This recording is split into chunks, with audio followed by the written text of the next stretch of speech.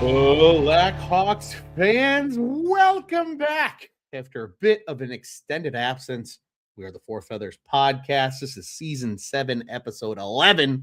It's called Blackhawks, Woes, and Bedard Body Blows. We're big into the Dr. Seuss rhyming scheme with our titles here. I'm GM Ron, that guy to, well, technically my left, your right, well, my right. Anyway, Tony Marchese joining me today. Right, left, right. Happy Friday to you, sir. Cheers. Happy Hawks happy hour. Try saying that 10 times fast. How you doing, my friend? Ron, it's Friday afternoon. We're here to talk some Blackhawks hockey. I'm a little upset. Ron. I'm a little upset. We'll get into that, and a lot of that has to do with the way that this team has played recently. But overall, it's getting into the holiday week. Everything's settling down, and I hope you and all the listeners have a great holiday and enjoy this weekend. Enjoy this weekend. There's going to be some Blackhawks hockey. There's a big football game happening in Chicago this weekend as well. Some say. Yeah, I'm doing all right. I'm ready for the weekend to start, and this is a great way to kick it off, Ron. How are you, man? Indeed, it is. I'm doing well, Tone. I'm doing well. It's always a pleasure talking Blackhawks hockey with you, no matter how the team is doing. And we'll certainly get into the P's and Q's of what the Blackhawks are doing here. But I do want to remind anybody, of course, head over to YouTube. If you haven't already, find On Tap Sportsnet, like, subscribe, hit that bell button. And you know when all of our shows go live, just like the Four Feathers podcast, Bears on Tap was live earlier today with none other than My Ugly Mug. And again, all of our other great shows, you will know when they go live. And we appreciate all the follows at Four Feathers Pod on the socials. And if you're listening to us in podcast form, we would appreciate a review. If you love us, we'd appreciate those 5 stars. If not, tell us what we're doing wrong. And we'll certainly like to get better. Leave a comment and let us know what you think. Tone, we've had a little bit of an extended absence, not necessarily by choice, but by scheduling.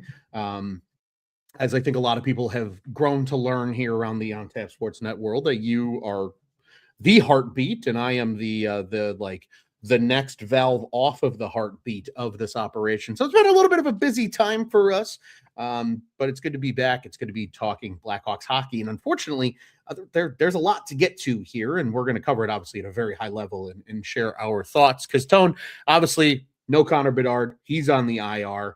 Got banged up in that St. Louis game just about a week ago, literally today, as we are speaking. As a result, we've learned that they'll reevaluate him after the new year, and then there will be a more concrete update then. Even though Jeff Blashill didn't quite rule out him joining the team on this Canadian road trip, there's a lot of weird mixed messaging, I think, in terms of what the status of Connor Bedard is. But that led to some roster movements. Nick Lardis was recalled. He debuted against the Red Wings. All things considered, without getting on the score sheet, had a respectable debut. Really hasn't done a ton, at least statistically speaking, since being recalled. Team also recalled Laurent Brossoit and Ethan Del Mastro. We've seen Del Mastro already. Brossoit then was placed on waivers. He cleared. He's back in Rockford now. So the Hawks could still trade him, and that would be important because if a team wants to stash Brossoit in the AHL now, he doesn't have to clear waivers after a trade. He can just go straight to the minors. So that's a big key piece there when it's all said and done. And that leaves the Hawks 3-7-2 since the last time we were on these airwaves. Tone, I know you've got thoughts. We were doing our little kind of pre-show meeting earlier this afternoon, and you were kind of hinting at some of your feelings and opinions about this team. So I want to open the floor to you, my friend. Grievances about this Blackhawks team and the way they're playing of recent. Yeah, Ron, I won't hide the fact that I'm a little upset. I'm a little let down. As everybody knows, this season started out as great as you could hope for as a Blackhawks fan. I mean, coming into the year, obviously last year and the past few years have been tough if you're a Hawks fan. You've been waiting to see growth from this team and for them to take a step forward. Things that Kyle Davidson promised were going to happen last season. And you started to see that transpire through the first couple of months of this season, leading up into the Thanksgiving, the American Thanksgiving date that everybody wants to talk about being a place where you can judge if a hockey team is going to make the playoffs or not, sort of that first assessment date on the calendar, Thanksgiving time. Hawks were hovering around a playoff spot, and they still are. I believe you said earlier this afternoon there's some 5 points out, but they were in a wild card spot, and it was looking good. Now I know we talked about this on the last show, and within Hawk circles, you talk about the PDO regression, you talk about this team having some luck along with some solid play, and largely that's regressed. If you've watched this team over the last 2 weeks, I think it's really hit a point where you can see that regression, and it's been a little bit frustrating. Not as many goals are being scored, and some of that has to do with Connor Bedard not being in the lineup. But even prior to that, they were still sort of doing some battling. You didn't really see that in the first 2 months of the season as much as you've seen it now. I don't want to say that the wheels are completely off this thing, but it's really evident.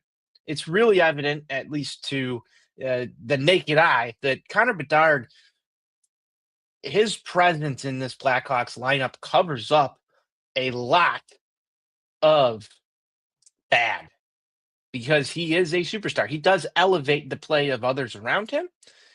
He adds a different dynamic when he's on the ice. And this team struggles to generate offense without him on the ice.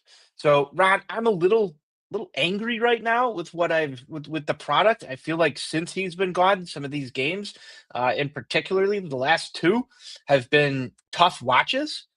You had a 2-0 lead the other night that it kind of got blown up within an 8-second period. And then you follow that up with a 1-goal effort in yesterday's game. The goal coming from Frank Nazar, I think that's huge. You need somebody to step up and do something. He's been going through a little bit of a slump, but it just looks like a lot of stagnation, a lot of somewhat regression towards the mean of where this team probably was going to wind up if you looked at it on paper prior to the season. So some of the joy and happiness that we had, I think, just 2 episodes ago, when we were on these airwaves and talking about how awesome it felt to see all of this growth and all of this, progression for this young group of Blackhawks. A lot of that right now is no longer there. Sam Rinzel's no longer with the team. He's down in Rockford working some kinks out. You've got some stagnation, I think, from some of the veterans who are on this forward group as well. Tyler Bertuzzi, who was once on a heater, hasn't found the back of the net as much. Teuvo Teravainen has left a lot to be desired, I think, for some folks. And there's question marks up there.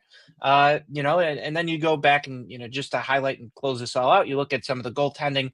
I think Spencer Knight's still been great, but the team isn't scoring enough goals in games that he's starting. And then Arvid Soderblom's had a couple of starts that look very suspect, Ron. And you couple all of this together and you get this, 3-7-1, 3-7-1 record since the last time we talked. It has not been enjoyable hockey watching over this last stretch here, Ronald. And I'm a little upset about it. And I think that's completely fair. And I'll kind of double down. First off, hello to some of those that are in our comment section. How are you guys? Thanks for joining us. I will say this. I think during the stretch from our last show, which was pretty much just before Black Friday and that loss to Nashville, up until that New York Rangers game, there was a lot of games where they just simply got outplayed. And I think that's okay. Sometimes you're going to have those, especially on West Coast road trips. We've seen it in the past. Things happen. I think what I'm more discouraged about, Tone, is, yes, you are without Connor Bedard for the last 3 games. They had an opportunity the last 2 games to win those hockey games. They're not finishing. And I think that's what I'm most upset about right now. I think I understand that there's going to be the losses with the wins. I'm okay with where the Hawks stand right now because of the amount of parity that's in the NHL.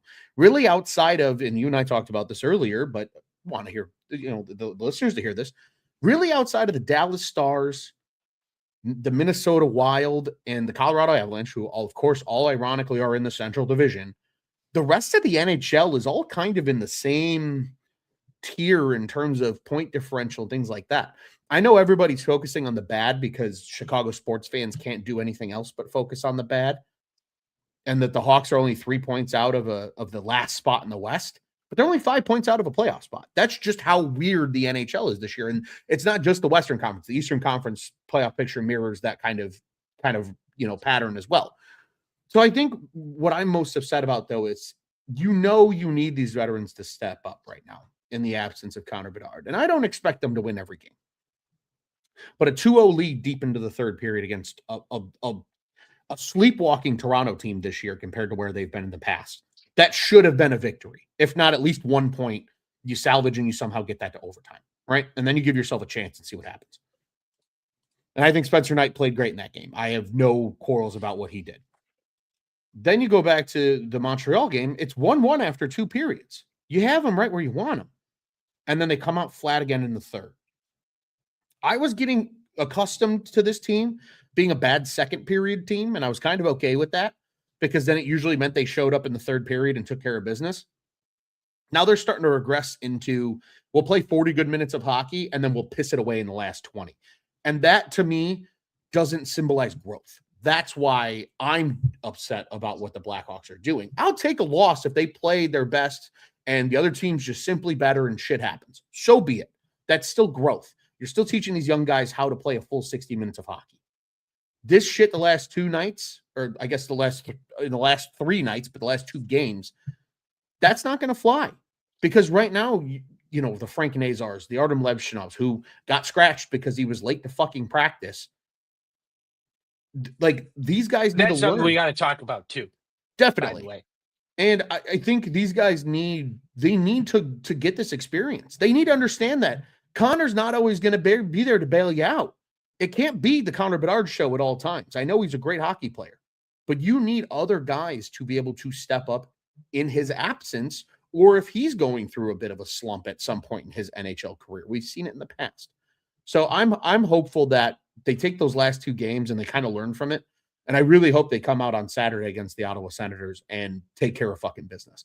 Because a win against the Ottawa Senators, knowing you're coming back home and then you're in Chicago for a few days because of the holiday break, including a game against the Flyers on Tuesday, I think that's monumental for a young hockey team that's banged up, that just needs to get right going into the new year. And I think that'll be critically important for these guys. So that's what I'm hoping to see, because to your point, Tone, 3-7-2 since our last show. That's a big reason why everybody's panicking about where they are in the standings, because they've just played a bad stretch of hockey recently, but it's been maybe slightly avoidable, because if you take those last 2 games, let's say they win in Montreal and they win in Toronto, 5-5-2 looks a hell of a lot better than 3-7-2. It does. And, the last 4 games, you're right, in a 4-game losing streak, including the game that Connor Bedard was injured in. And if we take a step back into that game as well, that was one that you're probably also putting in the games you're going to want back column as well. I mean, you've got Connor Bedard out taking a face-off with around 0.6 seconds left, trying to get 1 shot off to try and tie a game. There's just been this overwhelming feeling lately, at least with me watching these games, where you talked a little bit about how they were a bad second period team. It feels right now like they're a bad third period team, and that's worse than a bad second period team. And I don't know if it's really them not being able to put a full 60 together. It feels that way. But there's also just this take your foot off the gas mentality when they get a lead. And trying to claw back into some of these games, they were having luck doing so early on in the season. Whereas now, you just go back and look at this last one, they're passing up opportunities to shoot the puck in critical situations. It doesn't feel like the foot is firmly on the gas pedal when it needs to be, even in moments of, we need to find a way to scrape and claw our way back into the game. I know Jeff Blashill had talked about, and some of the other reporters that are out there talked about, the importance that they've said that scoring 30 goals in Connor Bedard's absence is something they need to do. How about scoring goals just in general? Because the offense is stagnant right now. I go back to the final waning minutes in yesterday's game, and you just wonder, what's going through some of these guys' heads when you have the puck in the offensive zone and you need to generate some offense. There seems to be a significant pass first mentality, and there's no guy on the ice that's like a Connor Bedard that's going to generate that offense, maybe outside of a guy like Frank Nazar. So they're going to have to find ways through this stretch to make sure that stuff like that doesn't happen again. And hopefully that's a learning moment for them. Blashill talked about it in his post-game press conference that, that they're going to look at this and try and figure it out. But if we start to see the same pattern in the upcoming next 2-3 games, well, then that messaging is not getting through, and that's a bigger problem. So we got to look at that. We got to evaluate it and see if there's any change with it, and hopefully there is. But it's back to frustrating hockey, and I think that's where I'm upset, because even when you remove Connor Bedard from this, you still want them to play the game the right way. 100%. And it doesn't feel like they're playing hockey the way that they should be playing hockey, even if regardless if Connor Bedard is on the ice or not. Bingo. Some of these things need to change. They almost need to simplify their plan of attack, because to your point, and this is the Blashill comment that you were alluding to here. He says, quote, "You can't pass up a shot in a scoring area. We literally pass it out of a scoring area into a non-scoring area. That's nonsensical. We're going to have to simplify that piece of it and make sure we have more of a shooting mentality." And it's true. I'd rather this team put up 35 shots on goal and maybe only score 2, rather than try to get cute and try to score 4 on 19 shots. I mean, that's another thing too. This team is getting blown out in terms of shot attempts again. And, we've won a couple of games where we haven't, even earlier in the year, where we haven't led in shots. But I don't know about you, Ron. It's not fun to watch another team just completely control the puck in our zone and rack up 35, 40 shots a night, regardless if it's Spencer Knight in there or Arvid Soderblom. 2 or 3 of those are at least getting by. So you have to generate some offense back the other way. I don't know if you need to start opening it up and taking shots from the point, or what they need to do to start generating something. Look for rebounds, look for tips in front of the net.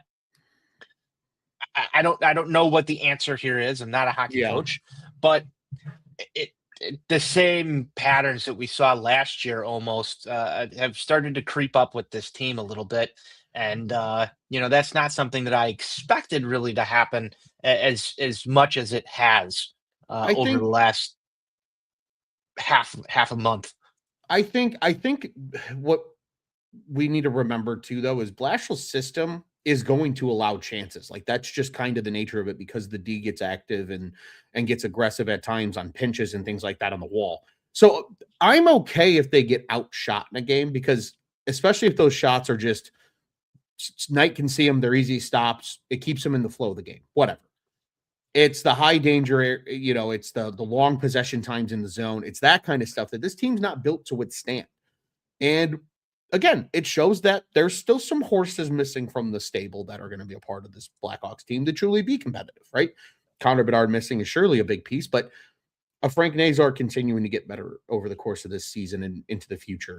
The young guys that are currently not with the team right now that are expected to be key pieces going forward, guys like Roman Kanserov, guys like Anton Frondel. Maybe there is a trade in the future or a few signings down the road that they need. Maybe it's simple as maybe they just need to switch up some of the lines and just try to give a different look and see what happens. But I agree. I think, they're a big team about turning defense into offense. And when you just can't get the puck out of your own zone when you're playing defense, you're not going to be able to get those quick chances that I think they need when it's all said and done. But speaking of the defense turning things into offense, let's talk about that defense and what you mentioned with Artem Levshinov. So there was reports surfacing from Monday's practice that Jeff Blashill lost it on Artem Levshinov during a drill one time because something happened. He kind of said, "Wake the fuck up," more or less. And everybody was just like, "Oh, okay, intense practice from Blashill. We've seen it before. Nothing terribly out of the ordinary." But then Tuesday comes and the lines are reported from morning skate, and everybody's like, why is Levshunov not playing? Only to find out he's, being scratched because he was late to practice on Monday. Now, for every meatball knucklehead out there that says, well, you should still let the kid play. No, you shouldn't. You should he needs to learn. The standard is the standard. If you're not going to show up on time, you're not just going to get to play. If you got to treat him like a fucking high schooler, you treat him like a fucking high schooler. But that's also Harsh the words player. from Coach Ron Luce here. That's the player needing to be better. You are a professional athlete. You are no longer a 19 or 20-year-old kid. You're a pro. You're making nearly $1 million in this league to play hockey for a living. You got to show up on time, man. And then that reflects on your teammates because they see that and they go, he's not here. He's not in it. He's not mentally all there. And again, maybe something happened. Maybe he was just running a tad behind and there was traffic or whatever.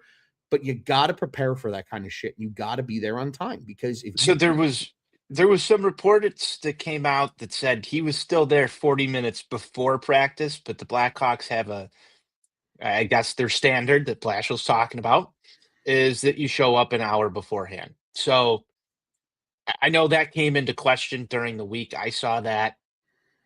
I agree with the benching, but it also kind of the timing of it hurts, I think, a little bit more when you're already down Connor Bedard and you've got, you know, he's part of your power play unit. He's part of important things that happen on this team. And yeah, he is still technically a child, Ron, whether we want to say it or not.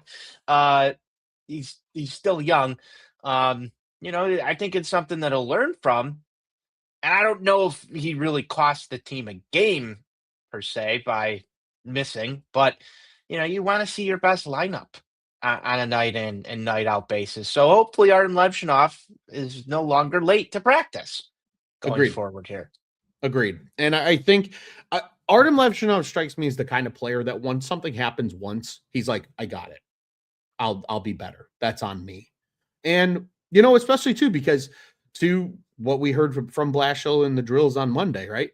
It's one thing you show up late. It's another thing you show up late and it seems like you're not all there, right? You got to be focused. You got to be dialed in. You got to be ready to work and get It seemed better. like something was brewing though, with the comments of, sure. Blashill telling him to wake the hell up and, some of that stuff. And if you listen to Artem Levshunov in some interviews, he does seem like he's kind of a more lackadaisical, light-hearted, go with the flow kind of kid.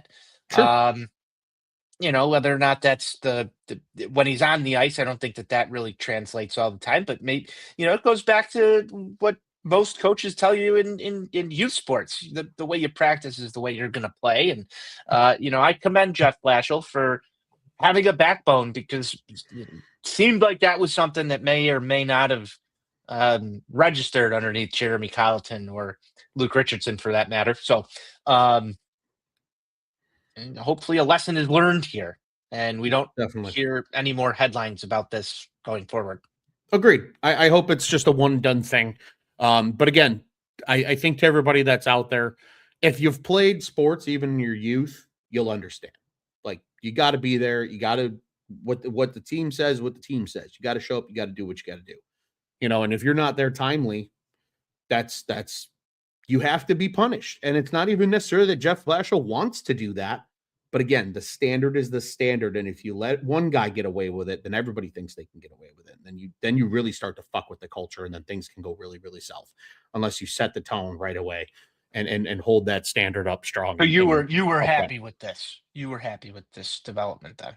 I was fine with it. Not happy that Artem Levshunov was late. No, but I'm happy with how it was handled. Yes. Absolutely. Good. Because that shows too, you didn't hear anything about, a veteran saying something kind of off the wall. Like it doesn't seem like the culture was shook. And I think the message was received by Artem Levshunov. And I think going forward, he's going to be just fine. And I think that's what's the key piece here when it's all said and done. Tone on to something a little bit more on the, I would say, happier side of things. News came out today about the big Stanley Cup Centennial celebration. There's going to be a huge night on Saturday, January 17th. And they're gonna celebrate the 3 Stanley Cups from 2010, 2013, 2015. And boy, oh boy, it's a fucking lineup of players that are gonna be there. Some names include Marian Hossa, Brent Seabrook, and Duncan Keith will both be in attendance. Marcus Kruger is gonna be there. Pretty much the only notable names, for the most part, that are really missing from that crew are Jonathan Toews and Patrick Kane, because they're still playing fucking hockey, and Nick Hjalmarsson, who must have something, conflicting with that date at this point. Well, Otherwise, he was here earlier this year. right, and he's And already I been know around. he's been around. Pretty sure he's back overseas Mhm. at this point. I You think know, he's in Sweden, yeah. yeah. So it's a star-studded lineup. It is. Patrick Sharp Our guy, included. Pat Comiskey is really excited for Sheldon Brookbank to be back. Hey, Brookbank's been around the organization long after his playing career too, so Emo Timonen is on that list as well. That's an interesting name. Didn't expect to see Timonen on that list, but he's there. he is there. He is there. That's gonna be a really cool night. If you're able to attend, that will certainly be a fun game. It's against the Boston Bruins too. It's a great original 6 matchup. In addition, it's also Duncan Keith bobblehead night. So lots of good things to talk about with that one. Again, if you can make it out to the UC, do it. And then if you can't make it to that game, get to the next game, because that's Monday, January 19th, when the Winnipeg Jets come to town for the first time. So And I believe we should be in attendance for that one, Ronald. I'll be there. I know I'll be there for sure. Yeah, that one's gonna be interesting to see Jonathan Toews come back. I'm expecting uh just a moment in that game. I mean, we've already seen the Patrick Kane return, the tribute videos. I think it's going to be an emotional night at the United Center.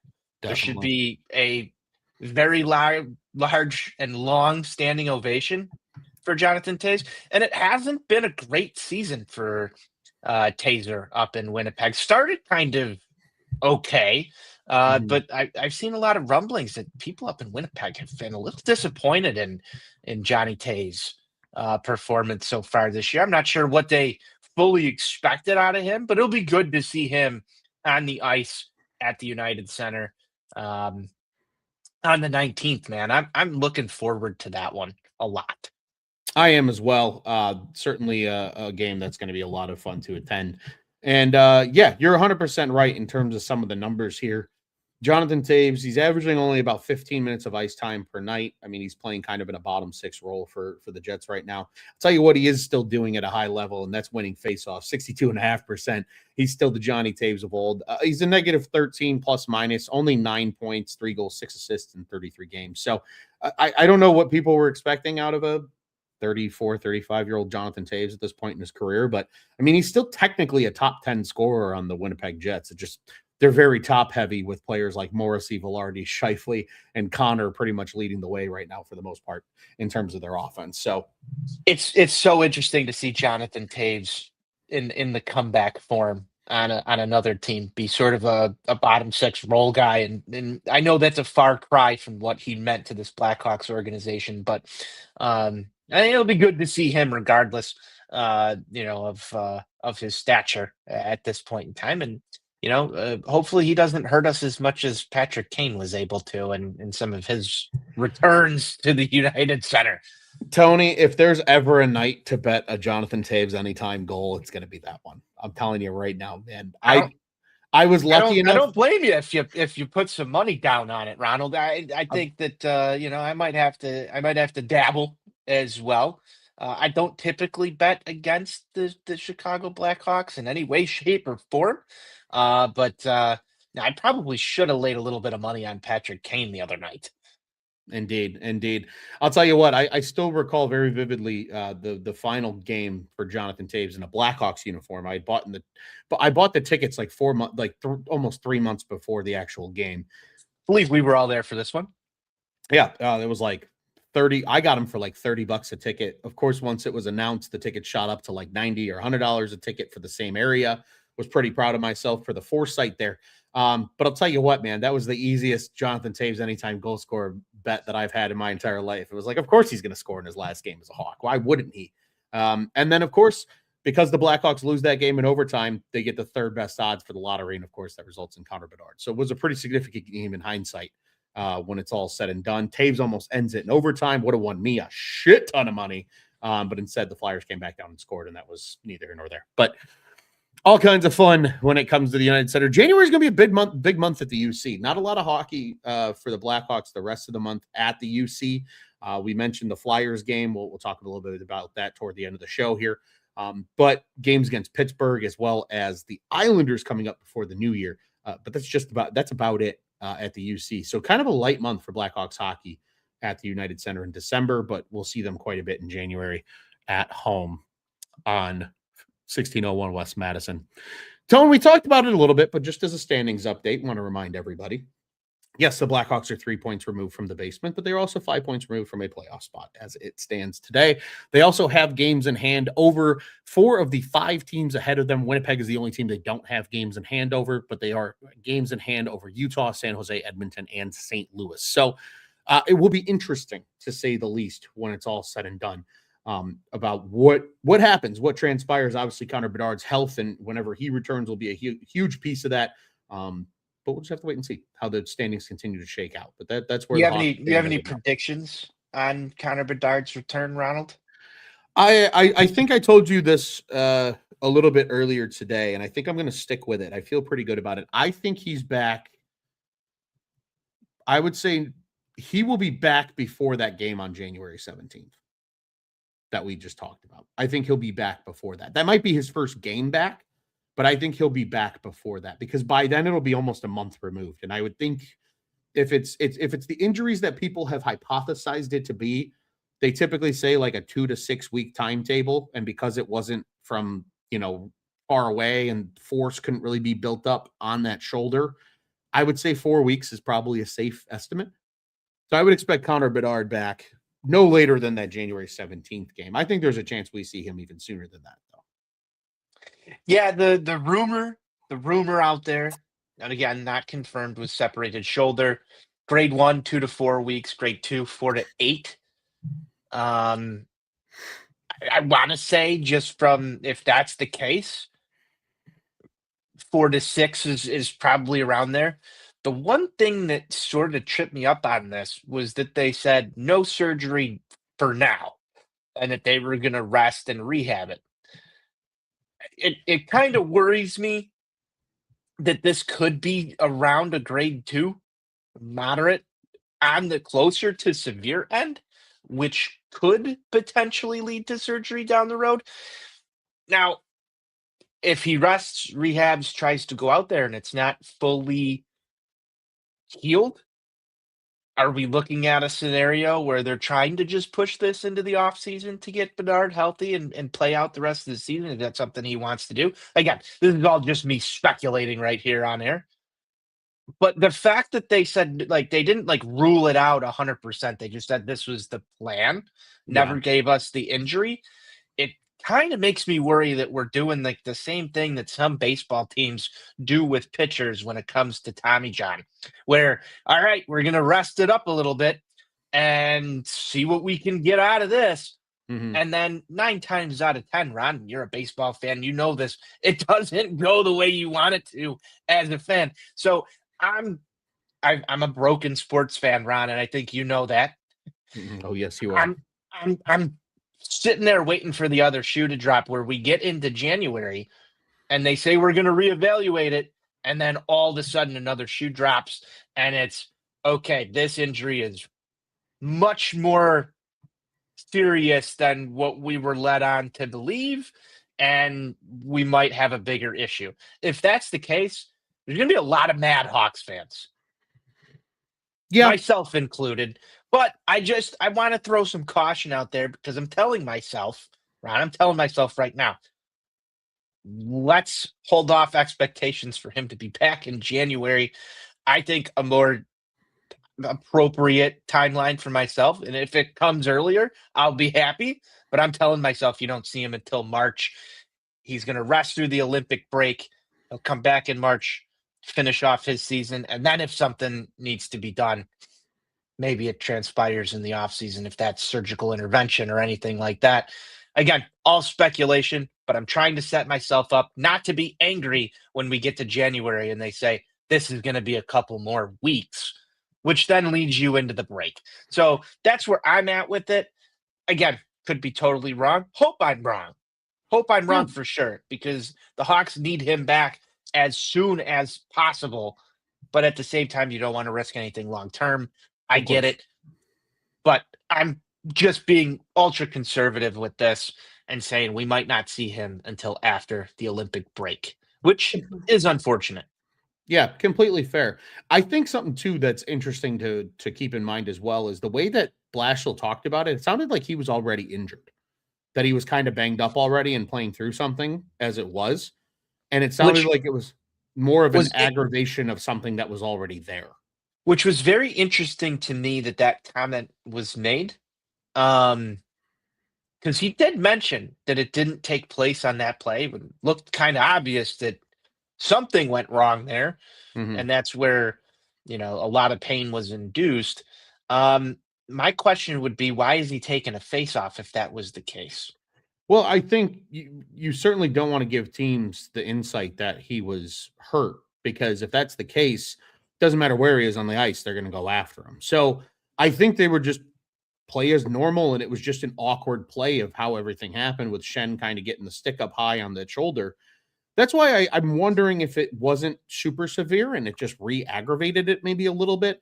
I could still see a world, Tony, though, where you're almost right in both cases, where he does come back earlier than you expect, and you can say you're happily wrong. But I wouldn't be shocked if once the offseason rolled around, if they didn't go in and kind of clean that shoulder up a little bit. And maybe he gets a little bit of a later start in training camp or something going into next year, maybe only misses a game or two when it's all said and done. So I think those will be things to keep an eye on. But yeah, it kind of just a weird, just a weird situation. So hopefully after the break, and by break I mean the holidays here, we'll get a little bit more information at the start of the new year. Tone, what do you say we shake things up a little bit? It's time to ruffle some feathers. Tony, the floor is yours. Are you ruffling any feathers on this Friday evening? It is getting into Friday evening. Wow, when we started this, there was still some daylight out there, but now I guess it is technically Friday evening as it is dark here in Chicago. Ron, I've been thinking about this for a little bit, and I don't have too much to ruffle feathers with, Hmm. but if I had to throw one out there right now, it's this. Laurent Brossoit has returned to action and completed his little stint down with the Rockford Ice Hogs in which he scored a goalie goal. And one of the first things that was out there, it's interesting, this took place on the same night that Connor Bedard was injured. You saw Connor Bedard share on Instagram the feat that was accomplished by Laurent Brossoit. And sure, cool hockey moment, but I'm just maybe reading in between some tea leaves here. Seems like he's respected by some of the team.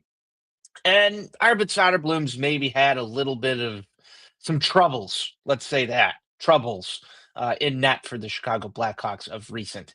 Now, I have advocated for Arvid Soderblom to have this backup role based on his play last season. I think we can both agree that he had earned himself a shot here.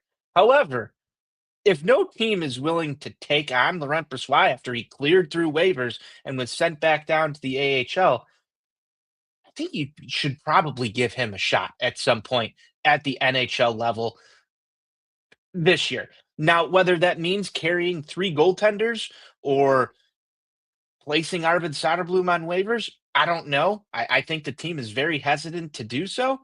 But if his numbers in Rockford warrant some extended looks against some NHL competition, it might not hurt his trade value to see what he can do at the NHL level. While Bedard's hurt or while you've got the opportunity with a little bit of roster flexibility, I think you might want to give Laurent Brossoit a shot in net for the Chicago Blackhawks and just see what you have there, even if it's just a showcase for other teams as the trade deadline nears. I want to see what he has in net at the NHL level, Ron. That might ruffle some feathers. I don't think it's too spicy, but I want to see what happens. What are your thoughts on that? No, I think it makes a lot of sense. I agree. I think Arvid Soderblom's had some games where you kind of sit there and you grimace a little bit. And it's just, that wasn't quite what you hoped for. And I think it makes a lot of sense. I think first you probably want to see him have a little bit more than just the conditioning stint in Rockford. I think it's good that he's back there now. Obviously, he's cleared waivers, so he's with the Ice Hogs. It's probably going to be him and Camesso, I would guess, for pretty much the foreseeable future down there in Rockford, with Mitchell Weeks kind of taking a back seat for the time being. But I'm really intrigued to see how well he plays, because I think if he starts to look back to his form, again, this is a guy who hasn't played hockey in almost 2 years. If he starts to look back to his form, I think it is warranting to give him 2-3 games in Chicago. I don't think that's going to derail the Arvid Soderblom experience or derail, his development or anything like that. And I don't think it's going to get in Spencer Knight's way. Spencer Knight's got the net. It's his net. That's going to continue to be the case. So I think you're spot on, Tone. I really do. I don't you're not ruffling my feathers, but you're certainly ruffling somebody's feathers out there, because some Arvid Soderblom truther right now is throwing tomatoes at their computer screen saying, how dare you say Arvid Soderblom needs to ride pine for a little bit and give way to Laurent Brossoit, who hasn't played hockey in 2 years. But if you're, like you said, if you're going to build up his trade value, there's no better way to do it than show him what he can do at the league's high, at the sport's highest level. So I am right in that boat with you, my friend.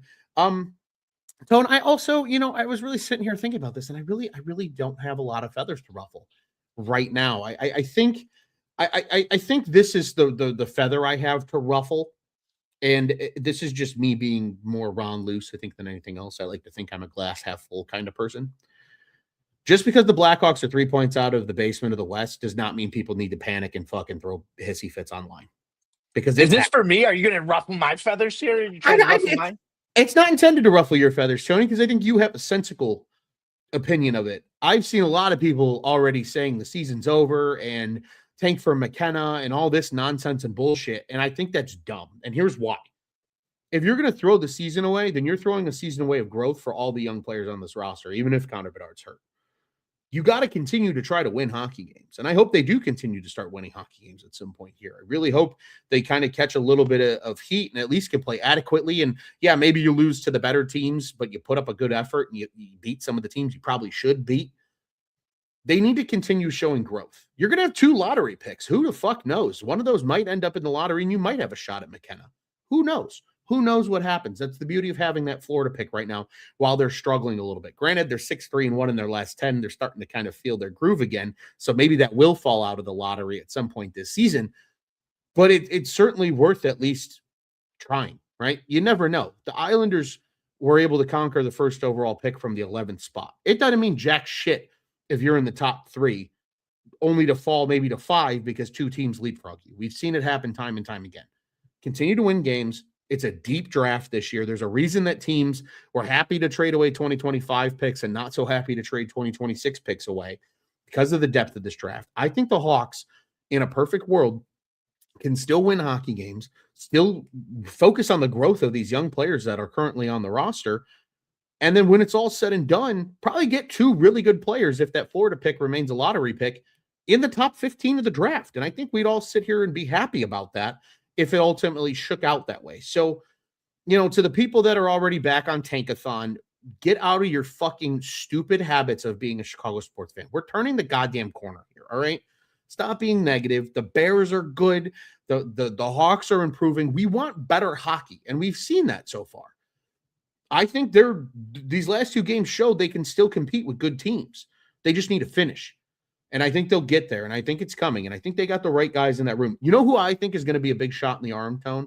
And I think we might see sooner than people realize is going to be Nick Foligno, if for no other reason than just that voice again in the locker room and seeing him out there on the ice and on the bench. Even with Connor Bedard gone, I think that guy kind of lighting a fire on under some of these guys' asses is going to be important during this stretch while Connor Bedard is sidelined. Yeah, what's interesting is that we haven't seen much of Nick Foligno even through the injury. I'm not sure. Team to Canada. There was that. He did travel with the team. He did, and he's been practicing a little bit. No, I don't think he's a full participant yet, but we seem to be nearing a Nick Foligno return.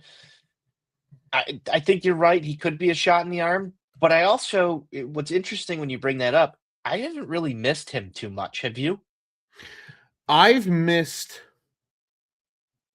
uh, I haven't missed him from like an offensive standpoint. I miss Nick Foligno from what we know he brings From off the from a ice. leadership standpoint. And that is missed. I agree. I think when you look at the players on this team, like I think he can do what Sam Lafferty can do. I think he can do what a Landon Slaggert can do when he was still up. He can do a lot of what these bottom six guys can do. So it's not so much the talent per se, but it's just I feel like the team plays differently when the guy wearing the C is on the ice. Does that make sense? Like there's Yes. something about that aura. There's an of a guy. accountability standpoint. Bingo. When you have your captain out there, he's the one who's talking to the refs about things. He's facilitating those conversations. It's sort of driving the game in an aspect of he's sort of your second coach out there who's interacting with the refs. And I don't think that the Hawks, since he's been gone, you saw some of this stuff with Connor Bedard wearing the A. Remember the comments that we talked about when he was getting the respect, and then all of a sudden he wasn't. Then he didn't get any respect. He didn't get any respect after he made those comments. Nick Foligno's a veteran. He's going to get that respect out there. And so, I think that they have missed some of that. I haven't missed him from an offensive standpoint at all. I think that there's better offensive players at this point in Nick Foligno's career. This is not in any way, shape, or form meant to be disrespect towards Nick Foligno. I think he's a big part of this group. But from, what we've seen, I thought that we were going to miss him a little bit more than we did or have so far. But you also have to wonder, has some of the reactions to guys like Bedard or Nazar or Lardis taking hits in corners and stuff like that, is there a different response level when Nick Foligno's on the bench saying, hey, we got to go out there and get this guy. Here's what we got to do. Just driving different things throughout the game, I think. Teuvo Teravainen doesn't really strike me as a guy who's going to sit up there and be like, this is what we got to do. Connor Murphy, on the other hand, probably still driving some of that conversation on the bench. But I think from a forward group standpoint, it's Nick Foligno's team. He's the captain, and I'm sure his voice is sorely missed with that forward group. Definitely. I completely agree. I think you hit it on the head when it comes to Nick Foligno. Wouldn't it be funny if we saw him back in uniform tomorrow against Ottawa? I'm just going to put that out on the airwaves in case it happens, because I think it would be electric to say that we sort of called it. But he wouldn't travel if he's just fucking off. You know what I mean? Like, you miss 100% of the shots you don't take, Ron. Bingo. So we're taking the shot. We're going to say that maybe Foligno's back in uniform against the Ottawa Senators on Saturday. We'll have to wait and see. But Tony, it's always nice to ruffle some feathers, but then we got to give some love words due as well. Time to give out some stick taps. All right, Tone. I'm turning it right back over to you, big dog. Any stick taps to give out on your end? I've got one. It's for Frank Nazar. And the reason I'm giving that to him is for working through what has been quite the slump. There were a lot of people who turned on Frank Nazar. And I mean, this kid was like rock star number 2 behind Connor Bedard at the beginning of this season. Just everybody falling in love with him. And then, goes through what you would consider a little bit of a sophomore slump type of play here. And, I mentioned this earlier on in the show. It was good to see him get another one on the board. I know his comments after the game were, it sucks we lost this game, taking all credit off of himself for getting back in the goal scoring column. But I think that that's going to be beneficial moving forward, knowing that he found the score sheet once again and build a little bit of confidence, Ron. That's what you want to see is a little bit of confidence building for Frank Nazar, because he's an important part to this offensive unit. And if there's someone who's going to help drive play in Connor Bedard's absence, and even when Connor Bedard's here, you need Frank Nazar, his motor going as a big part of the offense, whether that's on 5-on-5 or on the power play.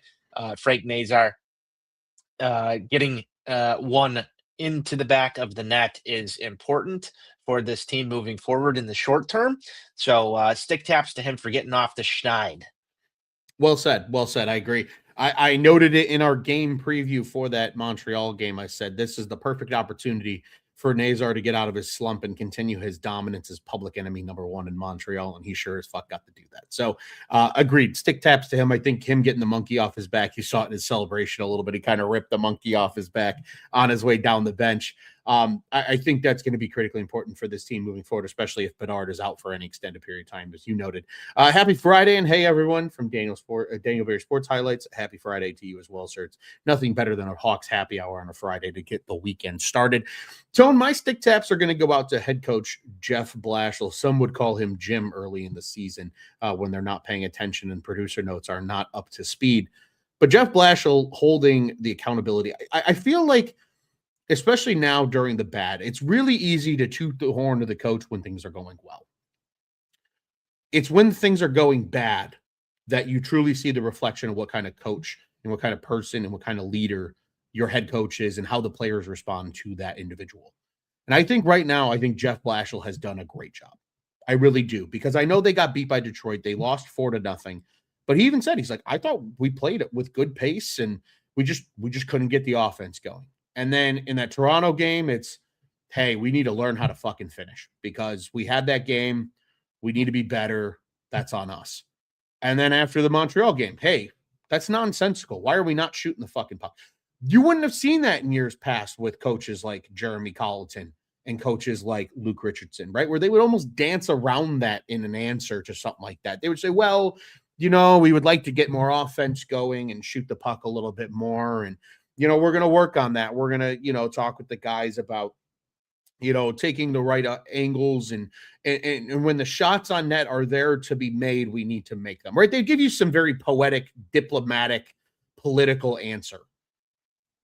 Jeff Blashill's just like, yeah, we fucking didn't shoot the puck when we should have shot the fucking puck. And it's refreshing. It is refreshing. And it's accountability. And I think that goes back to the Artem Levchinov situation of accountability. I think it goes back to what he says. I think it goes back to his reactions on the bench with officials and such. He holds people accountable. And this organization has lacked a leader that holds people accountable since Joel Quenneville was behind the bench. And I think that's incredibly, incredibly important for this hockey team moving forward. That's going to help young players like Frank Nazar get out of a schneid. Maybe he starts a hot streak now that makes people a little easier, with 98 not on the ice, at least getting to watch 91. Maybe we see Levchinov continue to break out and have a better season. Maybe he finds a little more discipline and somehow that translates into his game. Accountability is so key as a coach because it's not even just accountability for your team. It's accountability for yourself, right? We've never heard Jeff Blashill try to defer blame to, this guy or this guy, right? It's, hey, we need to be better. And that we is very loud when he says that. He's saying that as the leader of this hockey team. So stick taps to him because it's really easy to be all happy and go lucky and, making 6-7 jokes with the press when things are going good. But it's now when this team has won 3 games in their last 12 that you sit back and you go, you know what? He's still holding guys accountable. Clearly the message has not changed. They're not fluctuating from an identity of who they are. They're just missing some horses in the stable right now, and they need to get some things going here. And so I think a guy like Nick Foligno coming back might help get a little bit of that going on the ice. And hopefully this team starts to play a little bit more respectable hockey as we approach the new year when it's all said and done. So stick taps to head coach Jeff Blashill. Tone, what's on tap next? Well, let's talk about what's on tap next. We got 4 games coming up over the next week and a couple of days. We will surely aim to have a show probably sometime next week. Maybe a little bit of a Philly Flyers post-game show, Tone, a little late-night hockey talk, we'll get it going there. Could be a lot of fun. That'll be a late game, and we'll get to that here in a second. But the upcoming slate of games include, as we've mentioned a few times already, they are at Ottawa on Saturday, December 20th. That's a 2 o'clock Central Time start for you Bears fans out there. You can go right from Blackhawks hockey into Chicago Bears football when they start a little bit later around the 7 o'clock hour in the Central Time Zone. Of course, Tuesday, then the Blackhawks are back home with the Flyers, as we noted. That's a late game. It's an 8 o'clock start time.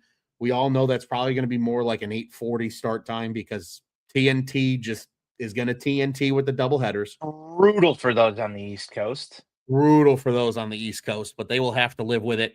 So that is Tuesday's games. And then, of course, we have the holiday break. We know how hockey does it. Unlike basketball, who plays on Christmas Day, hockey pretty much shuts it down before Christmas and doesn't start back up until well after. So the next time the Hawks will then take the ice will be Saturday, December 27th. They'll start in Dallas. That's a 7:00 start time in the Central Time Zone. And then it's a back-to-back, but they are at home on Sunday, the 28th, with Pittsburgh coming to town. And it's one of those great 6:00 starts against the Penguins at the United Center. So those are the next four. And then they got one more at home against the Islanders on the 30th of December. That's a Tuesday. And then, of course, we get into the new year, and then we flip the calendar to 2026 and talk about the Blackhawks team in a whole different way as we flip the calendar to January. Tony, I turn the floor back to you, my friend. This has been season 7, episode 11. Any final thoughts before we sign off and get our weekends kick-started here? Hoping for some better hockey from this team than what we've seen recently. Obviously, much of the talk today has been about Connor Bedard missing, and I think that that's important going forward here to start to demand a little bit more expectations out of this club, even when he's not on the ice. I think Jeff Blashill's done a pretty good job of saying that he still expects this team to be able to compete. Keep your foot on the gas. That is the biggest thing for this team, is keep your foot on the gas and try and avoid some of these simple mistakes that lead to 2 goals being scored in 8 seconds and leads getting blown. I think that the ability to do so is there. Maybe there's been some hesitation or some negative thoughts because Connor Bedard isn't there amongst some of this team, but those thoughts need to leave if this team wants to continue to compete in the National Hockey League. So hopefully we see some better hockey in this upcoming stretch. Ottawa, Philly, those are going to be some interesting games, but that game, I've got this one circled, December 27th against Dallas. That's going to be a tough one on that Saturday night there. And right after the holidays, some people are still, doing holiday family parties and whatnot on that Saturday night. Don't embarrass, everybody out there who's watching Hawks with their family. Get out there and play a competitive hockey game against one of the better teams in the league. And, I think that'll go a long way into helping the momentum here. But we might be back talking some Blackhawks hockey before that, as you sort of foreshadowed here, Ronald, so we can talk more in depth on that. I want to see them get back to some of the play and playing with some of the swagger that they had earlier on this season. And hopefully Connor Bedard is back sooner rather than later, so we don't have to have these types of conversations. Ronald, it's always fun talking Blackhawks hockey with you, my friend. Happy Friday, man. Happy Friday indeed, Tony. Yeah, just a couple of thoughts to add on there. I'm sure next week we'll be able to talk a little bit more ad nauseum about it. But your 3 best teams in the league right now are all in the Central. Colorado is the best team in the league. Dallas, that you've already mentioned, they're number 2 in the league with 51 points. And then at 47 points are the Minnesota Wild, who just made a big trade to get Quinn Hughes from the Vancouver Canucks. So all of those topics we can certainly dive into more on Tuesday's show. So certainly looking forward to that. Obviously recapping a pair of games as well. And to your point, Tone, these are 2 teams coming up here in the next couple of days that, are playing respectable hockey, but are beatable opponents. Philly's the top wild card team right now with 40 points. You've got the Ottawa Senators, who are right around the same place in the standings as the Hawks are. They're at 36 points. Pittsburgh, who they'll see coming up here, 37 points. And then even the Islanders with 41 points. Like, these are all teams that are kind of in that same parity stratosphere that I'll call it right now with the Hawks that they should beat. It's really going to be that Dallas game in the next 5 that stands out as the toughest test. So games that if you're trying to get off a schneid, these are good ones to do it. And I think Saturday is a great place to start with the Ottawa Senators in their own building north of the border. Tony, happy Friday to you. Happy Friday to all of our listeners. If you listen to this in podcast form, we still appreciate you listening along. If you listen along with us live, thank you so much. Thanks for starting your weekend with us here at the Four Feathers podcast. Of course, as we mentioned, a couple of Hawks games coming up here, but we'll hopefully get to talk to you before Christmas. But if we don't, happy holidays to everybody. We hope you are safe and healthy and enjoyed the time off with family and friends. And we look forward to, as Tony mentions, hopefully some better Blackhawks hockey here in the not so distant future. Tone, what do you say? Let's go Hawks. Let's go Hawks.